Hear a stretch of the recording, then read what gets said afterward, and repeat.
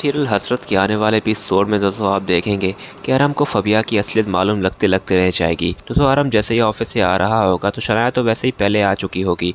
तो फबिया उसे देखकर उसे कहेगी कि आपको मैंने कहा भी है कि आप कॉम्प्रोमाइज़ करके इस रिश्ते को एक और चांस दें। मैं नहीं चाहती कि मैं अबिया की तरह आपको भी इस घर से निकालूं। तो दोस्तों यहाँ पर शनाया चौंक जाएगी और उसे कहेगी कि मुझे तो पहले ही अंदाज़ा था कि यह हरकत तुम्हारी ही होगी। अबिया को निकालने वाली और कोई नहीं बल्कि तुम ही हो। उसके बाद दोस्तों वो उसे कहेगी पर मैं अबिया नहीं हूँ। अबिया के पास और कोई ऑप्शन नहीं था इसलिए वो यहाँ से चली गई। पर मैं इंडिपेंडेंट हूँ, मैं किसी के ऊपर डिपेंड नहीं करती। तो यहाँ पर फबिया उसे डरा ही रही होगी कि सोचें अगर आपकी तलाक हो जाए अरम से और अरम बच्चों की कस्टडी हासिल भी कर ले, क्योंकि आप अकेली हैं और कोर्ट भी यही देखेगी कि बच्चों की परवरिश के लिए माँ बाप का होना लाजमी है। तो मैं तो उनका वैसे ही ख्याल रखती हूँ और बच्चे भी मेरे साथ बहुत खुश हैं। तो कोर्ट तो हमारे हक में फैसला देगी।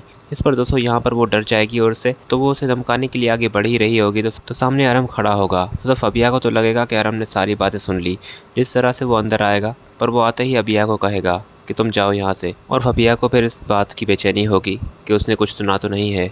खैर फिर वो शनाया को कहेगा कि मैं फिर कहता हूँ कि इस रिश्ते को एक मौका देकर देखो। मैं जानता हूँ कि बहुत मुश्किल है तुम्हारे लिए, पर यह भी सच है कि मैं तुम्हारे बगैर नहीं जी सकता। और फिर दोस्तों यहाँ पर वो उसका हाथ भी पकड़ने लगेगा पर वो उसका हाथ छुड़ा देगी और वहाँ से चली जाएगी। उसके बाद अरम जब फबिया के पास जाएगा तो फबिया उसे पूछेगी कि क्या बात हुई आपकी शनाया से। तो वो उसे कहेगा कि कुछ नहीं, वही जो रोज़ की बातें होती हैं उसकी।